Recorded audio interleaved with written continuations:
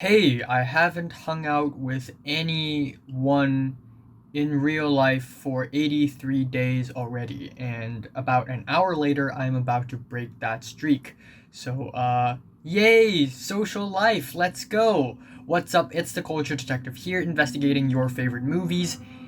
And earlier today, in the morning, about 3 hours ago, leave it or take it, I watched Orson Welles' Touch of Evil as the final film in my film class syllabus, the first film class I've ever taken in my entire life, where we go through a bunch of film noirs, study them, learn about them, talk about them, which is a really great class. I love the idea of this class where I'm just going to spend 3 months, 4 months just watching film noirs every single week and see the evolution of it. Because we started off with 1945's Detour, but the actual starting point is actually 1944's Murder My Sweet. That's not the earliest film noir. The earliest film noir is considered uh, Maltese Falcon by uh, John Huston, I think, in 1941.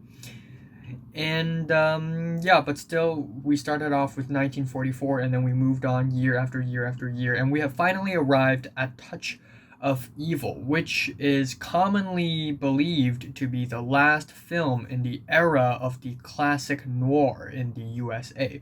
It is a film released in 1958 and it is written, directed, and the main character, actually, the supporting character is played by the one and only, the legendary Orson Welles. He is a master filmmaker, one of the most influential of all times. He's up there with, Stanley Kubrick and friggin' David Lynch. And yeah, if you love cinema and you haven't heard of Orson Welles, you're lying. You don't love cinema. Everybody has heard of Orson Welles. Come on, come on. But yeah. This film is actually I was actually really excited to watch this one because I know that this one is going to be way more different than the earlier ones, which I still find it slightly difficult to enjoy. Even though the earlier noir films are pretty good, I don't think they're all that great because the storylines sometimes are not as dark or as bleak or as cynical or nihilistic as they think they are. And there are characters that just don't have the moral ambiguity that I really like about characters. I like characters that are layered and deep. And yeah, there are layered characters in early noirs, but not as not as layered as I would have liked them to be. But Orson Welles' approach to the genre of noir is actually really different from the earlier approaches, Billy Wilder, Fritz Lang, Robert Siodmak. Orson Welles pretty much has his own style and has his own spin on the noir genre, like Alfred Hitchcock and Stanley Kubrick does. So, yeah, I was really excited going into this movie. Now, this film also has a huge controversy. If this film is being made today, it would be very politically incorrect because the main character is Mexican but is played by a white dude, Charlton Heston, in the film. And, yeah, I mean, I can't really blame Charlton Heston, nor do I actually blame Orson Welles, though, of course, it would be way better if Orson Welles would cast a Mexican actor for a Mexican character. But honestly, if there's anything to blame, the biggest blame should be on the film industry in the 50s and the 40s and prior, really, because people back then just don't know much. But put that aside, this film is amazing. It's great. It's fantastic. Now, for all the film noirs I've talked about, the noirs that I love the most are the ones that are the most straightforward and the most accessible. I'm talking about Jules Dassin's Night in the City, Alfred Hitchcock's Strangers on a Train. Of course, we got Stanley Kubrick's The Killing, which is not that accessible. But the second half is definitely very accessible and fast paced. We also have Gun Crazy, but this one is not accessible at all. The plot is basically about, again, Vargas, a Mexican man, and his white wife. Uh, they were crossing the border in this border town between Mexico and USA, and then a car just blew up, exploded. And he's a cop as well. And so he had to work with the local American police and sort of try to find out who's behind the car explosion.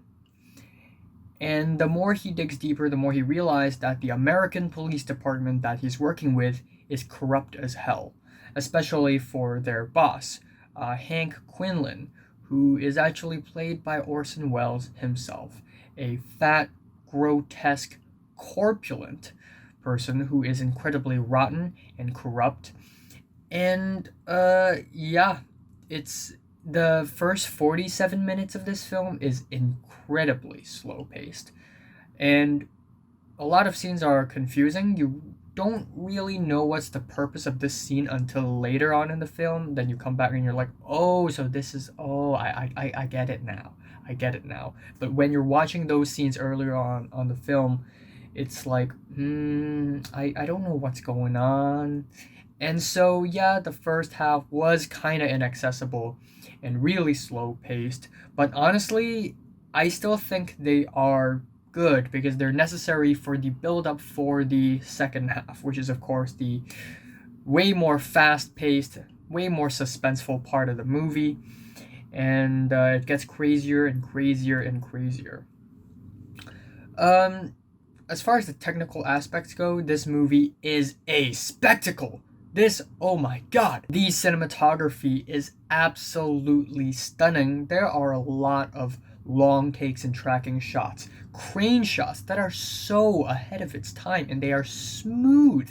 They're silky smooth. The first scene in the entire film, the intro scene, is 4 minutes long, or 3 minutes, 3.5 minutes long, and it's pretty damn long for a film in the 1950s.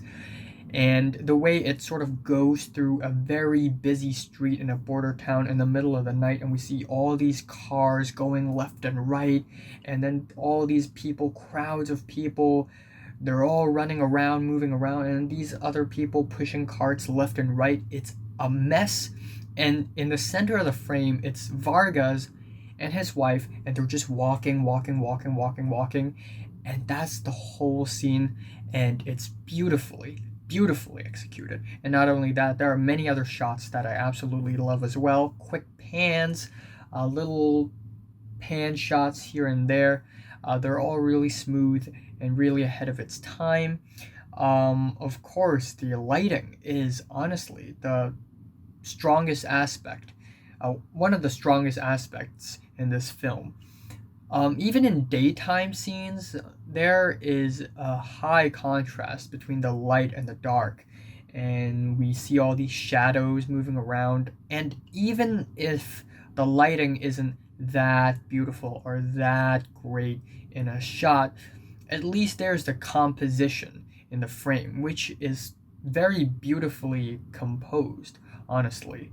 After watching a bunch of movies where the characters stand the same way they always stand, and the rule of nine or whatever is always on the screen, you're like, come on, just give me a special, give me a refreshing shot. I want to look at something refreshing, and Touch of Evil is full of those really refreshing shots.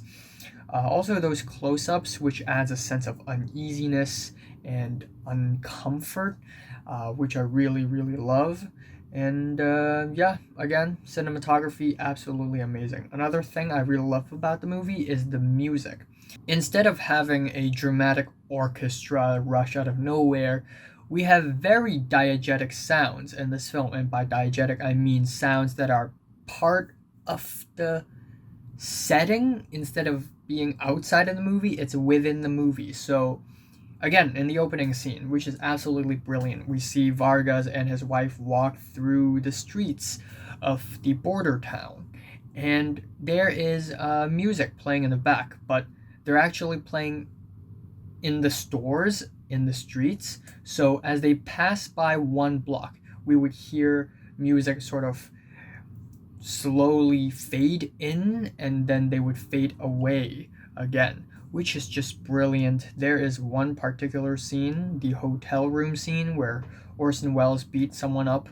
That scene is one of the best ones in the entire film, and in that scene there were bongo drums in the back, which is something you wouldn't expect from a noir film. Usually it's blasting horns and sad, weepy strings. Why are there bongo drums in the back? That's new, and that's incredibly interesting. It gives off a really realistic tone to this movie. The climax scene, where Vargas tried to secretly bug Hank Quinlan, aka Orson Welles' character, and sort of expose the truth, try to get him to confess. And he's sort of hiding somewhere.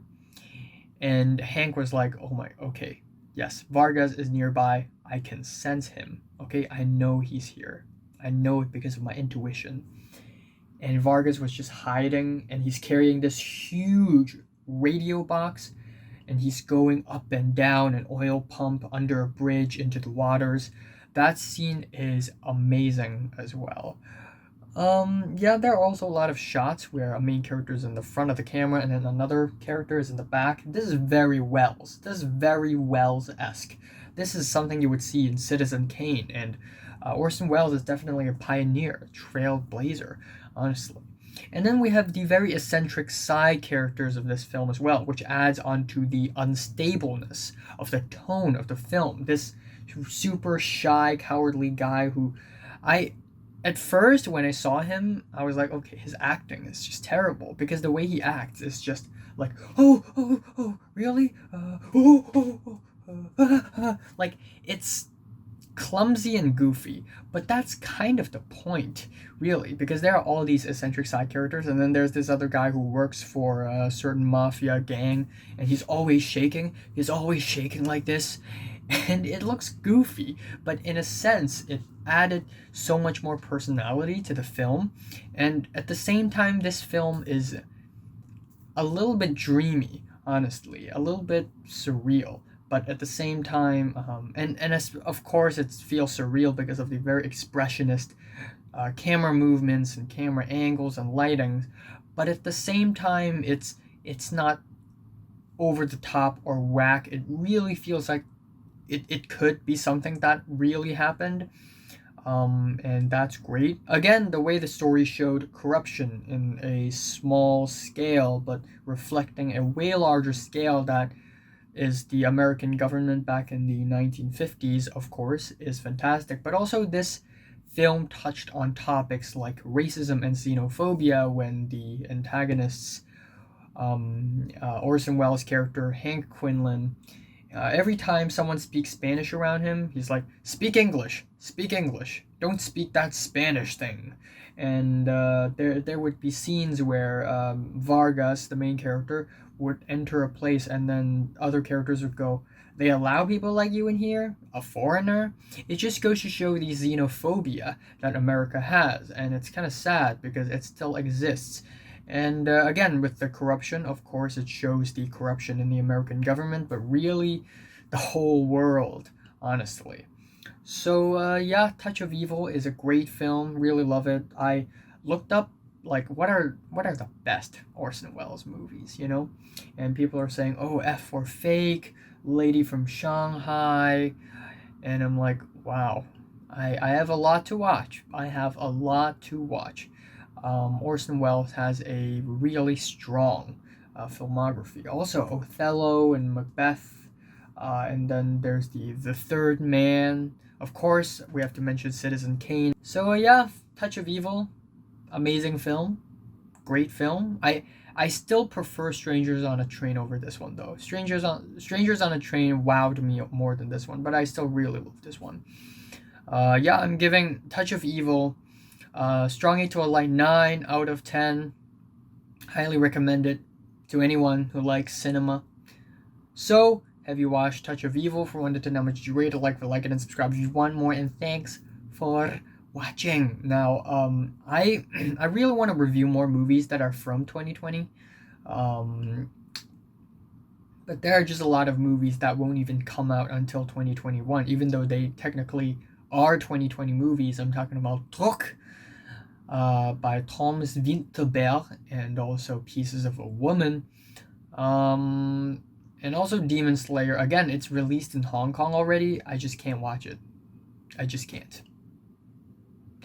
But yeah, there you go.